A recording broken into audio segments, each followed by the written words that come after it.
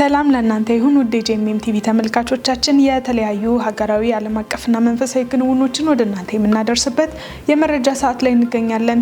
መረጃዎቹን ወደ እናንተ እያደረስኩ ነው ቤተልሔም ግርማ አብሬያችሁ ቆይታ አደርጋለሁ። በቅድሚያም አርዕስተ ዜና። የደቡብ ምዕራብ ሲኖዶስ የሚስዮን ላኪ ማህበረ ምዕመናን ፎረም በአርባ ምንጭ ከተማ ምስረታውን አካሄደ።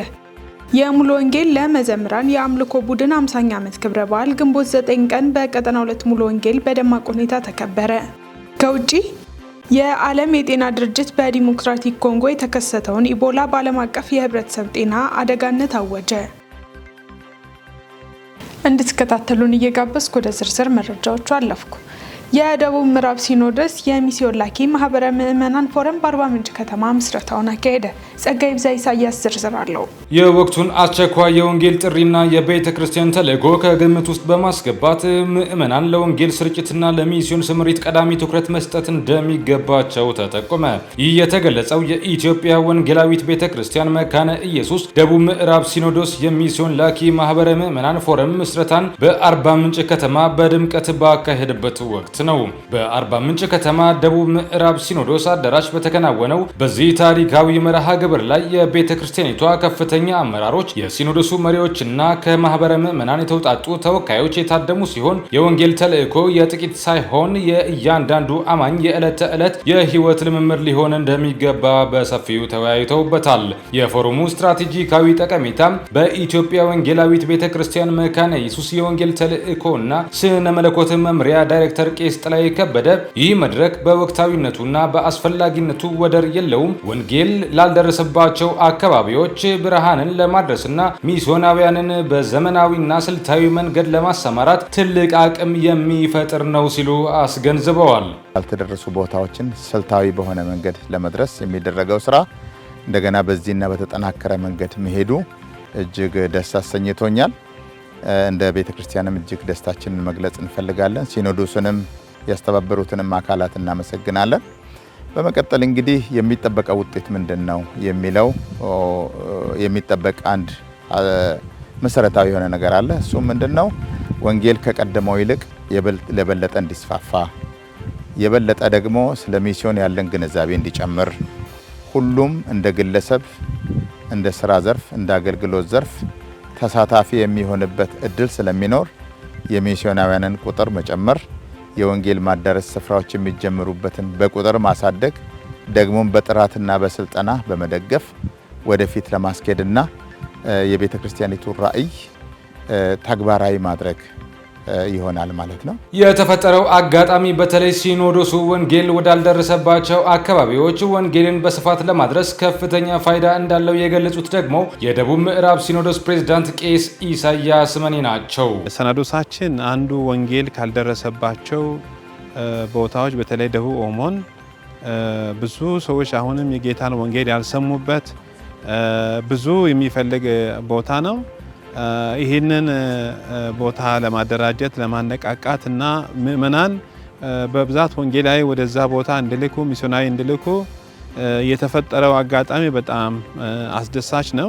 የኢትዮጵያ ወንጌላዊት ቤተ ክርስቲያን መካነ ኢየሱስ ወንጌል መምሪያ ሚሽንና ዲቪዥን አስተባባሪ ቄስ ኤልያስ ባውሶ በበኩላቸው ይህ ፎረም ከተጀመረ 5ኛ ዓመቱን ያስቆጠረ መሆኑን ተናግረው የዚህ ፎረም የወንጌል ንቅናቄ በኢትዮጵያ ውስጥ የሚገኙ ብሔር ብሔረሰቦችን በወንጌል ለመድረስ ታስቦ እየተሰራ መሆኑን ገልጸዋል። ንቅናቄ ወንጌል ለማዳረስ በተለይም በኢትዮጵያ ውስጥ ያለውን ብሔረሰቦችን ህዝቦችን በወንጌል ለመድረስ ዓላማ ያደረገ ትልቅ ንቅናቄ ነው። 5ኛ ዓመቱ ነው ከተመሰረተ። አሁን በየሲኖዶስ ደረጃ እያወረድ ነው ያለነው መዋቅር ነው። ይሄ መዋቅር እየተጠናከረ ጠቅላላ የኢትዮጵያን ምድር በወንጌል ያልተደረሱትን ሰሜኑን፣ ምዕራቡን፣ ደቡብን፣ ማዕከላዊ ኢትዮጵያንና የተለያዩ አቅጣጫዎችን በወንጌል ለመድረስ ያሉንን ምዕመናን አቅም ሁሉ ሞቢላይዝ ያደረግን እያነቃቀን ያለንበት ትልቁ ንቅናቄ ነው። የሲኖዶሱ ወንጌል ተልዕኮና ቴዎሎጂ መምሪያ ዳይሬክተር ቄስ አመስግነው መረድ የፎረሙ መመስረት ማህበረ ምዕመናን በትብብር ወንጌልን እንዲያደርሱ መንገድ ከፋች መሆኑን ገልጸዋል። ይሄ የሚስዮን ላኪ ማህበረ ምዕመናን ፎረም ማለት ማህበረ ምዕመናን በአንድነት ሆነው ለወንጌል ስራ ተባብረው ወንጌል ወዳልደረሳቸው ማህበረሰብ ውስጥ የሚደርሱበት ነው እና በዚህ አገልግሎት ትልቅ ውጤት እንደሚመጣ እንጠብቃለን። እንግዲህ እስካሁን ባለው በእኛ ሲኖዶስ አካባቢ ማህበር መናን በተወሰነ መልኩ የወንጌል ማዳረስ ስራውን በወንጌል ባልተደረሱ ማህበረሰቦች የመድረስ ስራውን የሚሰሩ ማህበር መናን አሉ። ይሄ ዛሬ ግን የተመሰረተው ፎረም ብዙ ማህበር መናንን ያቀፈ ማህበረ ምእመናን በአንድ ላይ በመተባበር የወንጌልን ማዳረስ አገልግሎት ውጤታማ የሚያደርጉበት አብረው ወዳልተደረሱ ማህበረሰቦች የሚደርሱበት ትልቅ አቅም የገንዘብ፣ የእውቀት፣ የሰው ኃይል ሚስዮናውያንን ደግሞ የማግኘት የተለያየ አቅም የመፍጠር እና ይህን ደግሞ ለወንጌል ማዳረስ ስራው ውጤታማነት የማስተባበር ስራ ነው። የመርሃ ግብሩ ማጠናቀቂያም የፎረሙ ስራ አስፈጻሚ ኮሚቴን በመምረጥ ለየት ባለ ድምቀት የተከናወነ ሲሆን በወንጌል አገልግሎት የበኩላቸውን ለተወጡ ተሳታፊዎችና ለአጋር አገልጋዮች የክብርና የእውቅና አሰጣጥ ስነ ስርዓት ተካሂዷል። ከአርባ ምንጭ ከተማ ለተጠናቀረው ዘገባ ጸጋይ ብዛ ኢሳያስ ነኝ። ሜልቦክስ ክለብ ከ30 የአፍሪካ ሀገራት ለተውጣጡ የልጆች አገልጋዮች ስልጠና ሰጠ። ሜልቦክስ 60 ዓመታትን ያስቆጠረ የልጆች አገልግሎት ሲሆን በመላው ዓለም ልጆችን በወንጌል ለማድረስ የመጽሐፍ ቅዱስ ትምህርቶችን በካሪኩለም መልክ በማድረስ ይሰራል። ከምዕራብ፣ መካከለኛው፣ ደቡብና ምስራቅ አፍሪካ የተውጣጡት እነኚህ የልጆች አገልጋዮች በአዲስ አበባ ለ3 ቀናት የሚቆይ ስልጠናን ወስደዋል። ስልጠናው የክርስቶስን መልክ የለበሱ ልጆችን ማስነሳት በሚል ርዕስ ተሰጥቷል። ስልጠናው ከ6 እስከ 14 ዓመት ያሉ ልጆች አስተማሪዎችን ትኩረት ያደረገ የመጽሐፍ ቅዱስ ካሪኩለምና ለአፍላ ዕድሜ ልጆች ደግሞ የሜንቶሪንግ ድጋፍ ለሚያደርጉ አሰልጣኞች ተሰጥተዋል። በስልጠናው የተሳተፉት ከ30 ሀገራት የተውጣጡ የልጆች አገልጋዮች ሲሆኑ ስልጠናው ለሚኖራቸው ቀጣይ አገልግሎት መልካም ስንቅ ማግኘታቸውንም ገልጸዋል።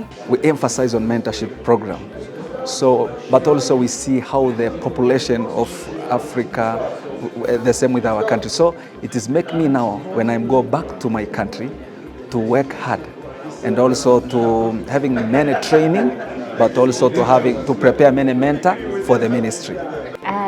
Alors ce que je peux prendre d'ici et implémenter à la maison, c'est comme je l'ai dit, la nouvelle stratégie de la prochaine étape. C'est-à-dire tout ce que j'ai appris, c'est bon, j'ai déjà emmagasiné beaucoup de formations, mais là maintenant, de manière pratique, je rentre chez moi, c'est de mettre en place encore les groupes de leaders, les former, les mentorer pour qu'ils deviennent des missionnaires auprès de leur terre. ጊዜው የአፍሪካ ነው ብለን እናምናለን። ዓለም ሁሉ አይኗን ወደ አፍሪካ አዙራለች ብለን እናምናለን። እዛም ደግሞ ያንን የሚመጥን ትውልድ ማስነሳት ነው። በጣም በተነሳሳ ልብ ነው ሄደው መስራት የሚችሉት። አብረን ነው እዚሁ ነው እያደርን እየተጫወትን ያለ ነው። ሄደው ስለሚሰሩት ነገር ስንሰማ ሀገራቸው ላይ ምን እያደረጉ እንደሆነ ሀገራቸው ላይ ያሉ ታዳጊዎች ልጆች በምን ሁኔታ ውስጥ እንዳሉ ታረቅ በጣም በፍጥነት በአስቸኳይነቱ ወደር በሌለው መልኩ ማለት ነው ለነገ የማይባል ስራ እንደሆነ ሁሉም ተረድተው በከፍተኛ መነሳሳት ነው ስልጠናውንም እየወሰዱ ያሉት።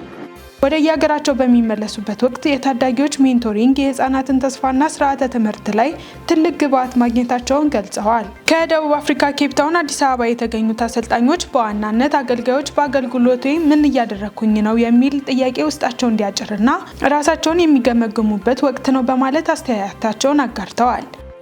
This all Africa leaders meeting is the idea of getting everybody on the same page, helping everyone to reconnect and develop relationship, and then setting goals and procedures and strategies for the next 2 or 3 years. One of our main themes is to ask the question, why are we doing what we're doing? We know we are reaching children, we know we're using Bible study material, but the real question is, why are we really doing? What makes us wake up in the morning? What are we willing to fall in our sword for, so to speak? And we're helping our leaders, our country coordinators to discover that. That's part of it. Then also we do some training on practical things like using our administrative tools that we've developed and doing some training on our mentor training, which is a very big part of this weekend, training them to mentor young people, not just reaching them for Christ, but mentoring them to spiritual maturity. የሜልቦክስ ክለብ ዋና ዳይሬክተር ጆን ማርክ ሰልጣኞች ያገኙትን መነቃቃት፣ ልምድ ልውውጥ፣ ትምህርት ይዘው ሄደው የበለጠ ለውጥ ማምጣት እንዲችሉ ይጠበቅባቸዋል ብለዋል። They're very driven, they're very motivated, and they've come up with huge goals and vision for reaching the kids of Africa. And so I'm sure they will just be more motivated to go and do a better job and to improve everything they're doing. We're 60 years old as a ministry, but I tell people we're a 60-year work in progress. We're still learning, we're still improving. So the purpose of this first ever, bring the whole team in from 30 countries, 39 people, is just a brainstorm, encourage one another, share ideas, just a think tank. ሜልቦክስ ባለፈው ዓመት ብቻ ከ5.6 ሚሊዮን በላይ ልጆችን በወንጌል መድረስ የቻለ ሲሆን ከ14 ዓመት በላይ የሆኑ ታዳጊዎች ከ80 ሺህ ለሚበልጡ ታናናሾቻቸው ስለ ጌታ ኢየሱስ ክርስቶስ ፍቅር ትምህርት መስጠት ችለዋል። የሜልቦክስ ክለብ ከ60 ዓመታት በፊት ለልጆች እግዚአብሔር ይወዳቸዋል የሚል ደብዳቤ በመላክ የተጀመረ ሲሆን ዛሬ ላይ ለልጆች ተስፋ አለ፣ እግዚአብሔር ይወዳቸዋል የሚል መልእክት ያዘለ የወንጌል ስራን ይሰራል። የዘገበው የክርስቲያን ዜና ነው። የሙሉ ወንጌል ለመዘምራን የአምልኮ ቡድን የ50ኛ ዓመት ክብረ በዓል ግንቦት 9 ቀን በቀጠና 2 ሙሉ ወንጌል በደማቅ ሁኔታ ተከበረ።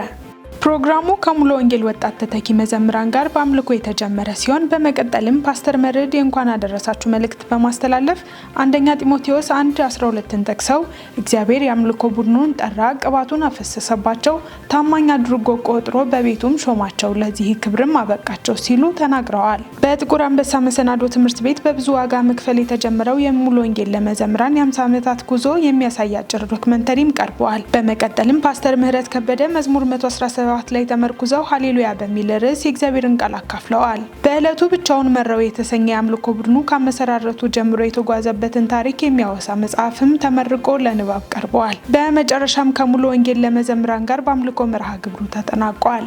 ዛሬ ለኳየር የሙሉ ወንጌል ለኳየር 50ኛ ክብረ በዓል ላይ የተገናኘ ነው። በጣም ድንቅ ጊዜ፣ በጣም አስገራሚ ፕሮግራም ነበረ። እንግዲህ እነዚህ ኳየሮች 50 ዓመት ነው ያገለገሉት። እኛ ሁላችን ከልጅነታችን ጀምሮ እነሱን እያየን ነው ስንገለገል የነበረው። በጣም አስደናቂ ነገር ነው ያየነው። ሌላው የሚገርመው የልጅ ልጆቻቸው ሁሉ ዛሬ ዘምረዋል እና በጣም ደስ የሚል ጊዜ ነው ያሳለፍነው። ዛሬ በጣም ደስ ብሎኛል። በጣም ለመግለጥ ከምችለው በላይ እዚህ ኳየር ባልገባ ኖሮ ምን ሊሆን እንደሚችል አላውቅም ነበር። እኔ ቢኳየርን የተቀላቀልኩት ከእስር ቤት እንደተፈታው ለአንድ ሳምንት ብዬ አዲስ አበባ ለሆነ ጉዳይ በመጣሁበት እግዚአብሔር እዚህ ከተማ ፈልጋለሁ ሲለኝ ነው የቀረሁት። ሲቀር እግዚአብሔር በጣም ህይወቴን የለወጠበት አገልግሎት የተለማመድኩበት በተለይም ያው በእስር ቤትና በዚህ መካከል ያለውን ልዩነት ለማጣጣም በጣም የረዳኝ ይሄ ኳየር ነው።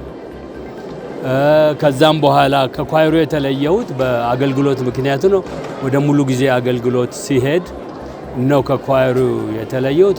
ኳየሩ ለኔ እንደ ቤተሰብ ነው እና በጣም የምወዳቸውም የማከብራቸውም። መጽሐፉ እንግዲህ በቁንጽል ነው የተጻፈው። እንዲህ ሙሉ ታሪክ ቢዘረዘር እቺ ትንሽ ፔጅ አትበቃትም። ግን እግዚአብሔር ያደረገውን ትንሽ በእኛ መካከል የሆነውን ነገር ለመናገር ለሌላው ትምህርት እንዲሆን በማለት ነው ይሄ መጽሐፍ የተጻፈው። ይሄ ሁሉ ለእግዚአብሔር ክብር እንዲሆን ያነበበው ሁሉ ለካ እንዲህም አለ እንዲል እግዚአብሔርን እንዲያከብር አገልጋዮችም አንብበው በዚህ መንገድ መሄድ እንዲችሉ ምሳሌ እንዲሆንላቸው በሚል ትንሽ ሐሳብ ነው የተናገርነው። ልጄም የልጅ ልጄም እግዚአብሔር ፈቅዶልን በዚህ አደባባይ ልንዘምር በቅተናል። ይሄ ከጌታ የተሰጠ ቸርነት ነው። ምን እንደምለው አላቅም። ክብር በሰማይና በምድር ለእርሱ ብቻ ይሁን። ጌታ ለእኔ በተለይ ልዩ ጊዜ ነው። ክብር ለእግዚአብሔር ይሁን። ያው በዚህ ኳየርም ደግሞ ያው ገና ተማሪ ሆኜ ሳላገባ ሳልወልድ አሁን አያት የሆንኩበት ኳየር ነው ማለት ያደግኩበት። በመንፈሳዊ ህይወቴ ጌታን አገኘው ገባው፣ እዛው አደግኩ፣ እዛው ለዚህ በቃሁ እና ህልም የሚመስል ነገር እግዚአብሔር አደረገ። ይኸው ላለፉት 50 ዓመታት በጌታ ፊት እየዘመርኩ አለው። ነገም እዘምራለሁ፣ ልጆቼም ይዘምራሉ። ከጀማሪዎቹ አንዷ ነኝ እና ያው ብዙ ሳልቆይ በትዳር ምክንያት ወደ ሌላ እህት ቤተ ክርስቲያን ስለሄድኩኝ አገልግሎቱን በዛ ምክንያት አቋርጬ ያለው። ግን ርቀት ቅርበት ከብዙዎች ጋር አብሬ ነኝና እያንዳንዱን ነገር አውቃለሁኝ። እግዚአብሔር በመካከላቸው እኔም በነበርኩበት ጊዜ በሰራው ነገር ሁሉ ክብር ለእግዚአብሔር እሰጣለሁኝ። አሁን ከአሜሪካን ሀገር ካንሳስ ሲቲ ነው የመጣሁት። እግዚአብሔርን እጅግ አድርጌ አመሰግናለሁኝ። እግዚአብሔር ይህንን እድል ፋንታ ስለሰጠኝ በህይወት ኖሬ ይህንን የእግዚአብሔርን ስራና ክብር ስላየሁኝ በጣም በጣም ደስተኛ ነኝ። እኔም ከበር ጋራ አብሬ ተጠምጄ ሳገለግል የነበረው እሷ 50 ዓመት በሙሉ ነበረች። እኔ 48 ዓመት ከሁለት ዓመት በኋላ ነው መዘምራን ጆን ያደረኩት። እኔ ምናልባት የ9ኛ ክፍል ተማሪ በሆን ነው ሃይስኩል እያለሁኝ ነው እና ያ ለእኔ በስጋም በመንፈስም ያደግኩበት ቦታ ነው።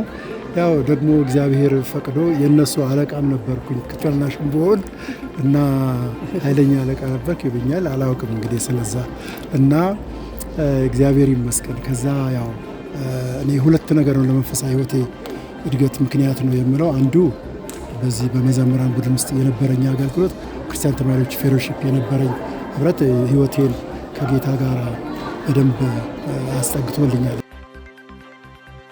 መልክዓ ስብዕና የተሰኘ አዲስ መጽሐፍ ተመረቀ።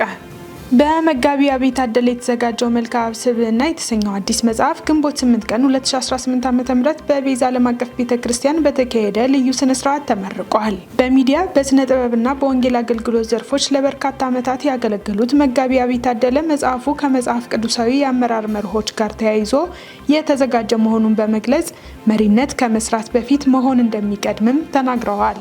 መጽሐፉ አንድ መሪ ውስጣዊ ማንነቱን በመገንባት ዘላቂና ትውልድ ተሻጋሪ ተጽዕኖ እንዴት መፍጠር እንደሚችል በመግለጽ ያብራራል። አጠቃላይ 269 ገጾችንም የያዘ ነው። በምረቃ ስነ ስርዓቱ ራዕይን ወደ ተጽዕኖ መቀየር፣ ስብዕናን ለትውልድ ማትረፊያ ማድረግ በሚል ርዕስ የፓናል ውይይት የተካሄደ ሲሆን የደራሲውን የአገልግሎት ጉዞ የሚያሳይ አጭር ዘጋቢ ፊልምም ቀርበዋል። ደራሲው ከዚህ ቀደም አካላዊ አስተሳሰብ የተሰኘ መጽሐፍ ለአንባቢያን ማቅረባቸው የሚታወስ ሲሆን በቀጣይም 2 ተጨማሪ መጽሐፍት እንደሚያቀርቡም ገልጸዋል። በአሁኑ ሰዓትም ደራሲና ጋዜጠኛ የሆኑት አብይ ታደለ ከኤክሌሲያ ሚዲያ ባሻገር የኢትዮጵያ ወንጌላውያን ክርስቲያን ጋዜጠኞች ማህበር ምክትል ፕሬዝዳንት ሆነው እያገለገሉም ይገኛሉ።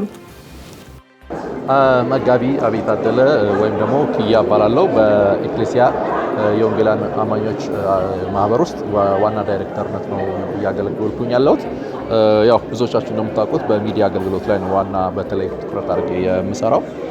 ይሄ ሁለተኛ መጽሐፌ ነው። ከዚህ ቀደም አካላዊ አስተሳሰብ የሚባል መጽሐፍ ጽፌያለሁ። እሱ መጽሐፍ ነው ለማህበራችን ዋና መስረታ ምክንያት ሆኖ የዛ መጽሐፍ ሀሳብ ያስነበቡ ሰዎች ተሰባስበው የጀመሩት አገልግሎት ነው። ማህበራችን የወንጌላውያን አማኞች በጋራ በመሆን ሁለንተናዊ ተጽዕኖ እንዲያመጡ በምድሪቱ ላይ መስራት እናስባለን። መልክዓ ስብዕና የተሰኘው መጽሐፍ በዋናነት ትኩረት የሚያደርገው በለውጥ ላይ ያተኮረ መጽሐፍ ነው። ለመሪዎች ብቻ ሳይሆን ከክርስትና ብርሃንና ጨው የመሆን ህይወት ስለሆነ ለመሪዎች በተለምዶ ለምንላቸው ሰዎች ብቻ ሳይሆን ለየትኛውም የወንጌላውያን አማኝ የሚሆን መጽሐፍ ነው። የወንጌላውያን አማኞች እንኳን ባይሆኑ በህይወት ክህሎት ውስጥ ሊያዳብሯቸው የሚችሉ ሀሳቦች ተካተውበታል። ይሁን እንጂ በወንጌላውያን አማኞች ውስጥ ያሉ ማንኛቸውም ሰዎች ግን ከውስጥ ለውጥ ጀምረው ራሳቸውን በመለወጥ ሌሎችን መለወጥ ወደሚችሉባቸው ሂደት እንዲሄዱ የሚያስችል ነገሮችን ማድረግ ወይም ደግሞ ከመሪዎች ብዙ የሚጠበቀው ማድረግ ነው። ማድረግ ግን ብቻ ሳይሆን መሆንን የሚጠይቅና በመሆን ለውጥ ወይም ተጽዕኖ ማምጣት እንድንችል የሚያነሳሳ መጽሐፍ ነው ማለት ነው። ያንን ይገልጻል። ማስተላለፍ ፈልገው ያው ዛሬ በጣም አክብረውን እንደ እድሜያችን ሳይሆን ካለን የአገልግሎት ኃላፊነት አንጻር አይተውን እኛ መካከል የተገኙ ትልልቅ አንጋፋ የቤተ ክርስቲያን መሪዎችን እጅግ አድርገን ማመስገን እንፈልጋለን። የፕሮግራም ተከታተላችሁት ከኢትዮጵያ ወንጌላውያን አማኞች ቤተ ክርስቲያናት ካውንስል ፕሬዝዳንቱ፣ ምክትል ፕሬዝዳንቱ፣ የዓለም አቀፍ ግንኙነት መሪዎች በሙሉ እዚህ ነበሩ። የቤተ እምነት መሪዎችም እንደዚሁ ከቪዥነሪ ቤተ ክርስቲያናት ህብረት፣ ከፍቅር ህብረት ቤተ ክርስቲያናት ህብረት እንደዚሁ ተገኝተው ፍቅራቸውን ድጋፋቸውን አሳይተውናል። ከዛ ባሻገር እንደሚታወቀው በወንጌላውያን አማኞች ውስጥ የተለያዩ ህብረቶች አሉ። የነጋዴዎች ህብረቶች አሉ፣ KBN፣ EBN የሚባሉ እነሱን ሁሉ ተገኝተው ፍቅራቸውን አክብሮታቸውንና አብሮ ሰራተኛ የመሆን ፍላጎታቸውን ያሳዩበት ልዩ መርሃ ግብር ነበረ። ሚዲያዎችም ሁላችሁም ተገኝታችሁ ከኛ ጋር ደግሞ ሀሳባችንን ለማካፈል ከኛ ጋር ስለሆናችሁ እጅግ አድርገን እናመሰግናለን። መልእክታችን ባጭሩ ማድረግ ሳይሆን መሆን ነው የሚል ነውና በመሆን ሁለንተናዊ ተጽዕኖ ማምጣት እንድንችል ሁላችንንም ጥሪ ያቀርባለሁ። መጽሐፉን አግኝታችሁ አንብቡት መልእክቴ ነው። አመሰግናለሁ። የመሰረተ ክርስቶስ ሴሚናሪ በዲግሪ መርሃ ግብር ለ4 ዓመታት ያስተማራቸውን 38 ተማሪዎች በቢሾፍቱ አስመረቀ። በምረቃ ፕሮግራሙ ላይ የተገኙት የመሰረተ ክርስቶስ ቤተክርስቲያን ሊቀመንበር ዶክተር ሰይፈ ወዳጅ ለተመራቂዎች እንኳን ደስ አላችሁ መልእክት ሲያስተላልፉ የዘንድሮ ምረቃ በቅርቡ 100 ተማሪዎችን በማስተርስ ፕሮግራም ባስመረቅንና ከኤሲቲኤ ሙሉ እውቅና ባገኘን ማግስት መሆኑ ልዩ እንደሚያደርገው ገልጸዋል። በመጨረሻም ለተመራቂዎች ስነ መለኮት መማር ትልቅ ኃላፊነት ነው ሲሉ ከእግዚአብሔርና ከቤተክርስቲያን የተጣለባቸውን አደራ በትጋት እንዲወጡ አሳስበዋል። የመሰረተ ክርስቶስ ሴሚናሪ ፕሪንሲፓል መጋቢ ጊሹ ጀቤቻ ሴሚናሪው ከ2015 ዓ.ም ጀምሮ ባስቀመጠው ስልታዊ እቅድ ቤተክርስቲያን የነደፈችውን የአጀንዳ 2819 የወንጌል ተልእኮ ከግብ ለማድረስ ከዘንድሮ 38 ምሩቃን መካከል 17ቱ በሴሚናሪው ታሪክ ለመጀመሪያ ጊዜ በሚሽንና ኢንተርካልቸራል ወይንም ሚሽን ኤንድ ኢንተርካልቸራል ስተዲስ ፕሮግራም መመረቃቸውን ተናግረዋል። በምረቃ መርሃ ግብሩ ዝማሬና በመምህር አለሙ ሽመሎ ከማቴዎስ 14:22 እስከ 32 ኢየሱስን እያዩ ወደፊት መጓዝ በሚል ርዕስ በችግርና በማዕበል ውስጥ ከሁኔታው በላይ ሆነን መጓዝ የምንችለው ኢየሱስን ስናይ ነው በማለት ከእግዚአብሔር ቃል መልእክት አስተላልፈዋል። የመሰረተ ክርስቶስ ሴሚናሪ በአሁኑ ሰዓት በሀገሪቱ በሚገኙ 30 ካምፓሶቹ 1300 ተማሪዎችን በዲግሪና ማስተርስ መርሃ ግብር በማስተማር ላይ ይገኛል። መረጃው የቤተ ክርስቲያኗ ነው። ውድ ተመልካቾቻችን አሁን ደግሞ ከውጭ ወደ ያዝናቸው መረጃዎች አለፍኩኝ። የዓለም የጤና ድርጅት በዲሞክራቲክ ኮንጎ የተከሰተውን ኢቦላ በዓለም አቀፍ የህብረተሰብ ጤና አደጋነት አወጀ።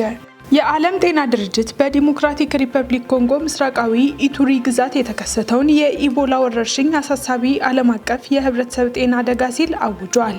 የተባበሩት መንግስታት የጤና ተቋሙ እንዳስታወቀው እስካሁን 246 ገደማ ሰዎች በበሽታው እንደተያዙ የተጠረጠሩበትና የ80 ሰዎች ህይወታቸው ያለፈበት ይህ ክስተት የዓለም አቀፍ ወረርሽኝ ምድብ ውስጥ ለመግባት መስፈርቱን አያሟላም። የዓለም ጤና ድርጅት ዋና ዳይሬክተር ዶክተር ቴድሮስ አድሃኖም በአሁኑ ሰዓት በበሽታው የተያዙ ሰዎች ትክክለኛ ቁጥርና በሽታው የተስፋፋበት ጂኦግራፊያዊ ስርጭት ላይ በከፍተኛ መጠን እርግጠኝነት እንደሚጎድል አስጠንቅቀዋል። እንደ ተቋሙ ገለጻ አሁን የተከሰተው የኢቦላ ዝርያ በቡንግዲዮ ቫይረስ አማካኝነት የመጣ ሲሆን እስካሁን ለዚህ ዝርያ የጸደቀ መድኃኒትም ሆነ ክትባት የለም። አሁን ላይ ከቫይረሱ ጋር የተያያዙ 8 ኬዞች በላቦራቶሪ ተረጋግጠዋል። የኢቱሪ ግዛት ዋና ከተማ የሆነችው ቡኒያ እንዲሁም ሞንጓሉና ራምፓራ የተባሉት የወርቅ ማውጫ ከተሞችን ጨምሮ በ3 አካባቢዎች ውስጥ በበሽታው የተጠረጠሩና የሞቱ ሰዎች እንዳሉ ተገልጿል። በሽታው ከዲሞክራቲክ ኮንጎ እንዳለፈና በአጎራባቿ ዩጋንዳ ውስጥ 2 የተረጋገጡ ኬዞች መመዝገባቸውን ዓለም አቀፉ የጤና ተቋም አስታውቋል። እንደ የኡጋንዳ ባለስልጣናት ገለጻ ሐሙስ ዕለት ህይወቱ ያለፈው የ59 ዓመት ግለሰብ በሽታው ተገኝቶበታል። ከኮንጎ ጋር የሚዋሰኑ ሀገራት በአካባቢው በሚደረገው የህዝብ እንቅስቃሴ፣ ንግድና ጉዞ ምክንያት ወረርሽኙ ይበልጥ ሊስፋፋባቸው የሚችል ከፍተኛ ስጋት ያለባቸው አካባቢዎች ተብለው ተለይተዋል። ዘገባው የቢቢሲ ነው። ውድ ተመልካቾቻችን የዕለቱን መረጃዎች ከማጠናቀቃችን በፊት አርዕስተ ዜናዎችን ላስታውሳችሁ። የደቡብ ምዕራብ ሲኖዶስ የሚስዮን ላኪ ማህበረ ምዕመናን ፎረም በአርባ ምንጭ ከተማ ምስረታውን አካሄደ። የሙሉ ወንጌል ለመዘምራን የአምልኮ ቡድን 50ኛ ዓመት ክብረ በዓል ግንቦት 9 ቀን በቀጠና 2 ሙሉ ወንጌል በደማቅ ሁኔታ ተከበረ። ከውጪ የዓለም የጤና ድርጅት በዲሞክራቲክ ኮንጎ የተከሰተውን ኢቦላ በዓለም አቀፍ የህብረተሰብ ጤና አደጋነት አወጀ። የተወደዳችሁ ተመልካቾቻችን የዕለቱ መረጃዎች እነዚህን ይመስሉ ነበር። መረጃዎቹን ወደ እናንተ ያደረስኩት እኔ ቤተልሔም ግርማ ነበርኩ። ያዘጋጁላችሁ ዳንኤል አንተነህና ነጻነት ወቁማ በጋራ በመሆን ነበር። ከቀሪ ጄኤምኤም ዝግጅቶች ጋር መልካም ጊዜ እንተመኘው።